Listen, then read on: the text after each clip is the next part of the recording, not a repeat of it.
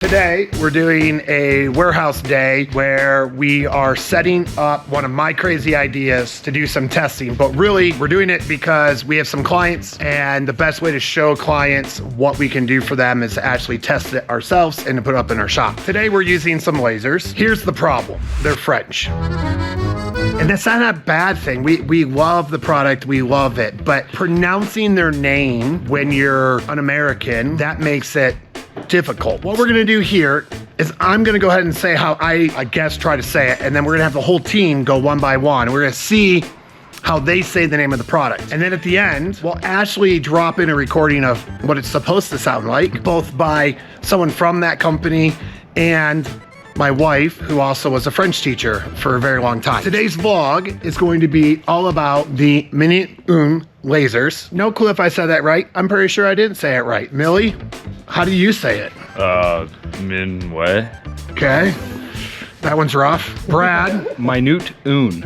Ooh, that one's better. McKinley? Minuit Une. Okay, we got this. This is getting better and better. Davis? Minuit Une. I'm really bad at this. These guys are much better. Lissy, how do you say it? Minuit Une. I think I actually say it the worst out of everyone. So, the vlog editors, if you could put in how it's supposed to sound right now. Minuit Une. Rest of the day, I don't want anybody to be mad at us as we butcher it. Well, we have like short names for them, don't we? What do you call them? IVL. Dice, Photons. Immersive Volumetric Lighting is what IVL stands for. That's what I call it. I didn't know that's what it stands for. Photon and Dice. This is what it's gonna look like. This is a good spine representation. It's a spine, right? We're doing a spine. They're gonna work all day. We're gonna get it set up. We're gonna do a whole bunch of testing on it, make it look beautiful, see what we can do. This is the only way you get good at your craft is you gotta use your tools and figure out how to use them creatively and the best for your clients. So that's what we're doing. And Davis is really antsy. He wants to pound. We're gonna vlog it. We are starting with grabbing truss, so I am hooking up to the trailer to make it easier so we can just easily go from the second shop to our main shop and not have to worry about getting all of the truss over by hand, because that would suck because we don't have a lot of us. Yeah, trailer is hooked up. Lucy's opening up this gate right now and we are gonna back it on in and get all the truss loaded up.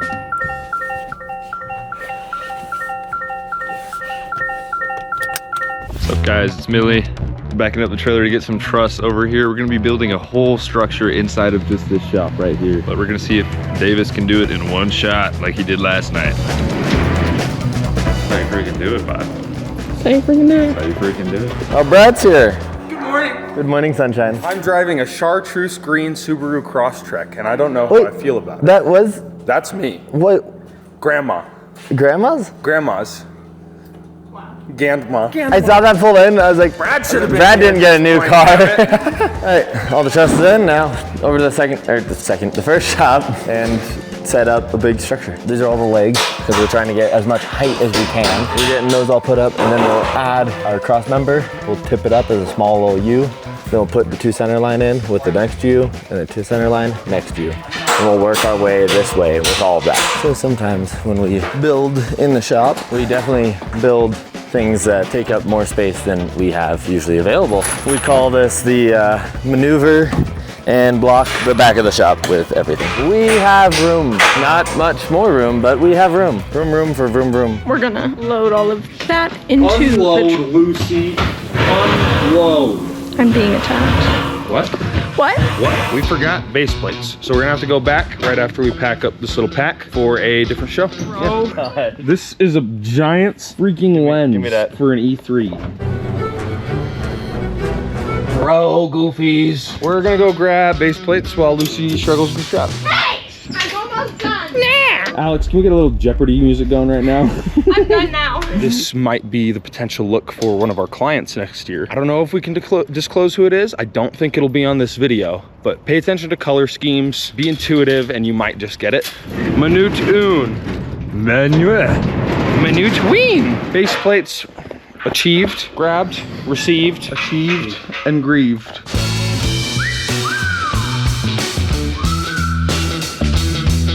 Ready? 1, 2, 3. I'm not doing anymore. In case Davis didn't tell you guys the story, last night, me, our old coworker Justin, we love Justin, Davis, and our lovely friend Milton, we went and picked up a pool table for Davis's house. The guy said we could have it for completely free if we were able to get it out. And you know what? I think he was so skeptical of us getting it out of that house, and we did it. We carried it up a flight of stairs. And if you've ever moved a pool table, you know they're extremely heavy. And we got it in that trailer right there that you guys have been seeing and drove back home from Pueblo. It was terrible, but we did it. And then I took my grandma to the airport at 4 a.m. And what did Millie do this morning? I got a freaking speeding ticket. 8 over, boss. 8 over. $160 gone like that.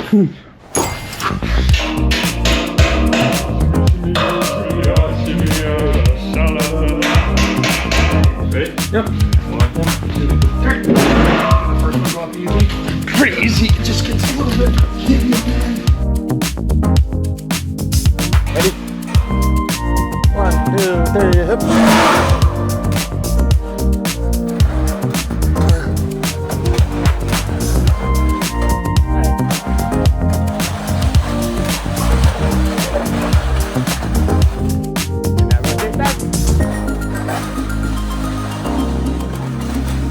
Try to give you a little bit of scale of how big this thing is. It takes up our whole entire shop from corner of case to front of shop all the way to the rack, and it sits above the heater. So it is not a small structure that we have built today.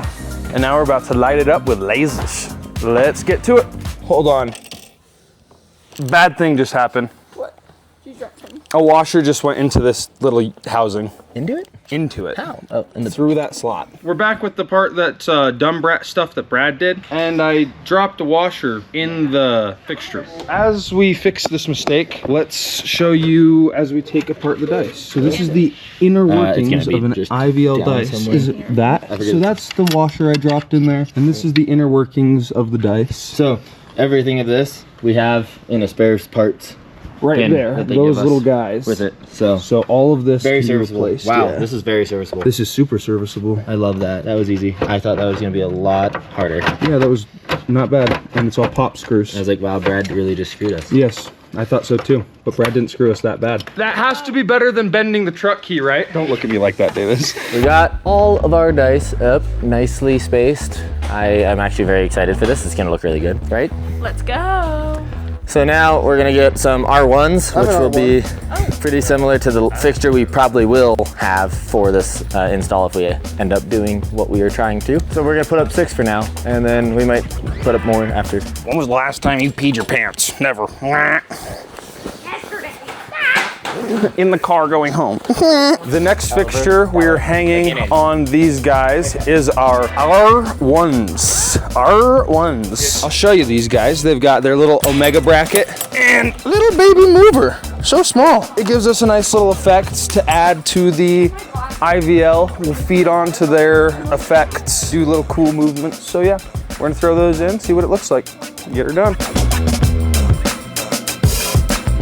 Alrighty guys, so we just put up all of the dice and all of the R1s. We're about to start power, and then we're gonna do DMX. Let me show you guys what we've got going on. We've got all 8 dice alternating sides. 1, 2, 3, 4, 5, 6, 7, 8. And I believe those are 3R lasers, right? No. No? I can't remember their names. We will have somebody pop that in, or I'll come back with a little bit of Google knowledge and I'll tell you guys, fill you in on that. We've got all 8 of them right there. We've got the R1s. We have 1, 2, 3, 4, 5, 6, 7, 8. And then we're gonna add the photons in the corners, and they're gonna hit inwards. So we got a couple more lights to do, a couple of fixtures to put up, and we're gonna get you guys going with that. Cool. This side we have fully cabled, fully powered, fully DMX'd, and numbered. Working on the second side, Brad and Millie are doing power and all that, and they are finishing up that. So once they get plugged in and everything, it'll be lightly clean enough that I can start power on it, and then we can get those numbered. And then last thing, we're gonna put up 4 photons in the corners and get those numbered and powered. We're almost there. Yeah. Yeah. Yeah. I don't vape. Davis, what are we doing down here, feller? Scooter shinned my shin with this case. All right then, have fun down there. Anyways, these are the cases for our Photon, IVL Photons. They look pretty similar to the Dice, except they are circular and they have many more motors. Many more moons. Many more moons, no, motors. Anyways, I'm gonna put it back in there a little unconventionally. Just let me live, man. Let me live! Doing right, Brad. We're gonna get these Photons out of their boxes, up on the truss, and get them powered. I'm sorry, Davis is being a stickler about my vernacular today. So, let's fix the vernacular and let's give it to you properly. The SKB Pelican case will be emptied of the Photon, and the Photon will be placed approximately 2 meters up the truss to create a full atmosphere. Say approximately IVL. 2 meters up the truss? Yes. It's gonna be like 1 meter down actually. 1 meter down. We got the 2 over there, so it's 1 and 2, and then we're gonna hang 1 and 2 more, and that will be all of the fixtures for this little rig. Davis is working on Ava right now, trying to get us slightly set up before McKinley comes out and does that. Lucy's getting power to our dice. We're cruising right now, and we're gonna keep cruising. So let you watch me and Millie get this done real quick. I am so sorry. I think somebody blocked the camera as me and Millie put that one up. But you might not have seen us put up that dice. Tell you what, you'll catch us on the next one because we still have one more to do. Oh, hello. Davis got us lunch. Yippee! What was it called? The Measaurus or something? Meat attack. What was the pizza called? Was it the Measaurus, Davis? It's not the Measaurus. Can you tell me what it was? No, I'm enjoying you. Saying Measaurus? Struggling. We're gonna take a quick little eat break and then we'll catch back up. I actually wanna get this last dice up before we eat real quick. So, let you watch that.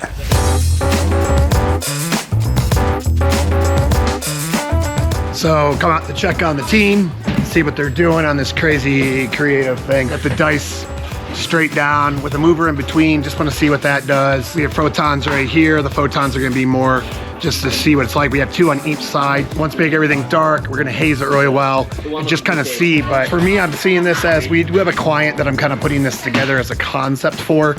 They haven't asked me to put it together. It's just something I wanted to see what it would look like. I think it could be cool. The other thing is too, is I really feel like using something like this as a grand entrance at a corporate event. We have a big convention center here in town, hotel and resort that we work with. And I feel like this would be great for like an after party of a corporate event, that this could be the walk-in or something experiential. We're also looking to be adding more Minuit's products to us this year. I'm hoping to bring in another 4 dice, another 4 Photons. I really like these products. They're one of my favorite products that we have. I feel like they're underutilized, even by us still, but I feel like they're really underutilized in the marketplace. We do high-powered lasers, and we do these. And so if you use these like a normal laser and you just can't use them the same way. You have to understand what it does, how to use it, and how to make it stand out. So we successfully put these in small clubs with full lighting rigs, and they've looked amazing. We've never had this many. We purchased a lot more recently. We've had them up before. We had them up New Year's Eve on a big show with a lot of lasers. I feel like they did well, but I think the way we're about to use them is a lot more on par with how they should be used to make them sing. So I really feel like I could see this being used as a grand entrance at some events. So I am hopeful to just see what it looks like and how it looks and document it. Partially for you on the vlog, partially for the manufacturer because I'm really happy that we have them, and then partially to show future clients and say, hey, we can do this experiential, atmospheric entrance or room. We were gonna put it up and take it down today. Now it's gonna sit for a couple days, just make it easier. Plus people wanna play with it. But if timing's right, maybe I'll have someone swing by, it's a client and check it out, maybe not, we don't know. So that's why we do these things. A little bit's gone on since we last talked with you guys. We added a couple of little elements to test some things out for ourselves. We added a bunch of battery powered skyboxes. So there's 8 of these guys down low. We're gonna see one directional light from them. And then we added the low fogger from Ultratec. This is a really cool piece of machinery. It uses CO2 and haze juice to create a nice low fog. You'll see it's gonna start to spit low fog out of this, and because of the CO2 being so cold, it'll keep it down low to the floor and it won't let it rise very much. So if I turn this around, again, you guys will see what I'm talking about that low fog. It's gonna roll out from right there. You can see it all beaming, and it just sits real low, and it'll create a nice plume on the floor. So if I go like and blow, you'll see that it all raises, but it just sits super low like this, and then we've got these outlights to give us the look we want. So right now, this is kind of what we're aiming for. We can see that we have the light from the photons and the dice still shining through, even though we have extremely other bright lights. Still a great laser that does its job. Oh, you can see how low fog reacts when people run through it. That's what I was trying to show you. So if I kick, you'll see it come straight up. Lucy's just huffing low fog down there. We're in a very enclosed space with no air movement. So when we do that, everything just sits. So the low fog, what keeps it down is the CO2, which is cold. Then once it warms up, the actual fluid just turns into actual fog. Right now, we're just gonna let it go back out again so that we can turn it back on and then see the low fog effect. This will be fun. If we go outside, you can see us leaking fog out of the garage like always. Looks like we're starting fires. Yep. We are just producing an obscene amount of fog coming out of this. Yeah, it's way too hazy in here.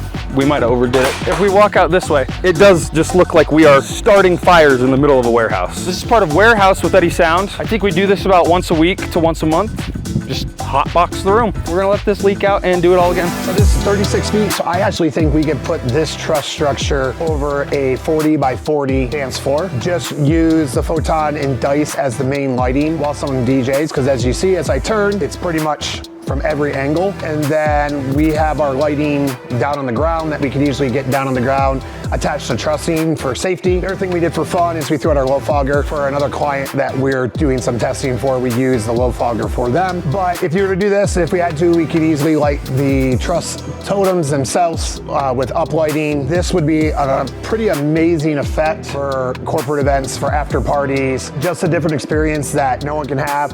Also with high powered lasers, you always have to be careful about lasers hitting cameras. We're walking around in here with quite a few cameras, cell phones. We don't have to worry about the lasers hitting the sensors and taking them out because they are low enough powered and have enough refraction, right? It's a refraction. The beams are spread enough that you're not getting a hot beam into a sensor to take it out.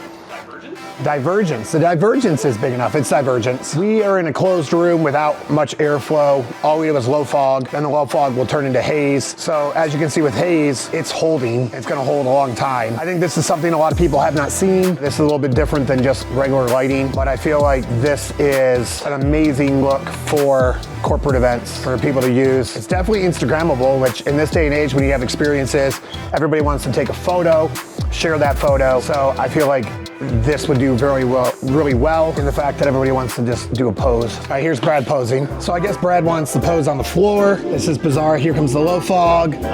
Say goodbye to Brad. Goodbye, guys. There you go. You're disappearing. Just wait. Come back. Disappear. And come back. I don't think anybody at a corporate event would do this because it'd be bizarre. It'd be a great cover photo. So we just turned on some movers that we have up mixed into this rig. So that's the thing too, you can use these by themselves, but again, if you use them appropriately, you can have other lighting put into it. I think that what a lot of people do is, one, they don't have enough of this product up, and then two, they put too big of a lighting rig and they turn that rig up and they make it too bright consistently, and then the bang for the buck on the IVLs is not what people expect. So I think the important thing with IVLs is using them appropriately and using them for their strong point, which is you have to play light to dark, light to dark. If it's just really bright, no matter how many IVLs you have, you're not gonna be able to see them. They're great in smaller venues, so this is a smaller venue. So this is 481 feet, so 481 square feet, just shy of 500 square feet. So yeah, if we put this over a 40 by 40, we could cover 1,600 square feet with the IVLs to give an experience. And in corporate world, a lot of dance floors are 40 by 40. That just seems to be what they deploy. So I think putting something like this over top is a great experience. If you're in the right venue, you could rig this and not have to have it floor supported at all. So you could have this all floating over top. But I feel like a lot of the places we work at, we would end up doing a floor supported truss structure. Again, I don't ever mind that because I like to light the truss structure and actually show people the legs. I think it's pretty cool. Plus it lets people see that they're there so they don't run into them. As you can see, as I'm walking and talking, they never really disappear. You can see behind me, these IVLs, he's zoomed them all the way out so it becomes more of a visual effect, more of a wash, and more of a blinder effect. So it can put a lot of light out into the room, and there's just no beams in the haze. And the front wash that you're seeing on me right now is completely from the ones we have on this other side, and they are washing me. So, but again, they're very quick. You can put them back and forth so that you can actually see the beams, and then it goes all the way to a full wash, which then ends up being a blinder and just puts out a lot of light. So very versatile fixture. Again, I think underutilized by a lot of people. They just don't know how to program them appropriately. White is punchy when you're using other fixtures against them, just so that we can get that difference in lighting design. So there's a CMY effect, and still really, really punchy. Hey guys, it's Matt, and I wanted to jump back in here to maybe do some closing comments on the Minuit Une blog. I think we struck the structure out of the shop, kind of got everything cleaned up. IVLs, both the Dice and the Photon, are really versatile fixtures if used correctly. You know, there's a lot of thought on the internet when you read about it that they're really expensive. I just want to mention that I think they're very fairly priced. If you're into lasers, like we are and have high-powered lasers, the price point of a Dice or a Photon is right where it needs to be, in my opinion, as the end user and purchaser of laser units. What the pushback is going to be is, but they're not bright. I think that comment isn't really fair. Brightness is subjective. I get we can measure it, we can get what the lumen output is, how many feet away, I get it. There are 100% ways to measure them and say it's not bright. When you talk about brightness, it's how are you using it? I'm trying to think what we used. I guess it was 2 Dice and 1 Photon in a club that had max capacity of 400 with a full lighting rig with it. And we had lasers with it, with those units as well. They were incredible. We've also used them with a whole lighting rig inside a tent for a corporate event where we had 4 Dice and 1 Photon. Again, absolutely stunning. They looked great. So I think like any tool in production, it's all about how you use it. Is a single man op company gonna run out and buy a whole bunch of IVLs? Possibly, I don't see why not, but I also think there's probably other tools, other fixtures that you'd wanna buy first that will give you a return on investment. But I think for a small to mid-size to some of the largest companies, an IVL fits their need and their use case. There's so many people asking about these fixtures, and there's real world in use case, tons of large concerts are using it. And again, I've seen them in arenas now in photos. It's just they're using a lot of them, tight knit, they're controlling ambient light and other lights. I think Minuit Une has done very well in working to make their product more accessible, and way more accessible in the United States. I'm obviously a proud owner of them. I don't think people use them enough yet. We did this vlog. I wanted to do this vlog. Again, we have a client in mind with the setup that we put within reason. It's a little bit different, but a client in mind that we believe will make use of that setup. And I think it will be highly successful for them. And I'm excited to do that. But also I'm excited to show my other event planners I work with, some of the other corporate entities I have, to be like, hey, maybe not every year, but let's do a cool experience for your guests who are in attendance. If a company's in town, they're doing a conference and they have a couple nights in the evening where there are celebrations, DJs, partying, different events like that. Like, let's do something they've never seen before. Let's make a corner, a room, the whole dance floor, an experience with the IVL product line. So I would challenge those Facebook warriors who love to comment anytime someone puts out an IVL photo and they want to trash it. They want to say they're not bright enough, or they're dark, or they're too expensive for what you get. There's a reason why you're starting to see IVLs used in so many productions. There's some credit going for the company. That credit is they knew they had a good product and they needed a better way to distribute it in the United States, and they're doing that now. And you're seeing them because people are buying them, people are wanting them, and people are using them on their shows. All I can say from an Eddy sound perspective, I have no regret for a single IVL that I've bought. We're not waiting for clients to come to us. We're taking the IVLs to them. We're offering them something different for their experience. We want our clients to know they're here, they're ready to be used. Give us a shout. We'll put them on your show. You'll have an amazing experience. If you like what we're doing, hit that subscribe, give us some thumbs up. We would greatly appreciate it. Comment. I don't know, maybe when this post comes out, I'll be wrong, but we haven't really had anybody talk trash to us yet. I know it's coming, but to all you people that want to talk trash, you took the time to watch the video, so I still appreciate you. I'm not sitting here as the owner of this company telling you we have it all figured out. In fact, I know we don't. I have great mentors, great friends. We use them. But if you want to be along for this ride, we've been doing it for a long time. As you can see in the vlogs, the company is absolutely surrounded by amazing individuals that put their heart and soul into what we do. We're gonna learn along the way for anything that we don't know yet, and we're gonna keep doing what we do and do it well. Stick along for the ride, watch these vlogs. We appreciate it. We appreciate you watching what we're doing, and we can't wait to share more with you. We got a lot up our sleeve. So I think that wraps up Minuit Une. I know I'm still saying it wrong. I'm trying. Thanks so much. And we'll see you on the next vlog.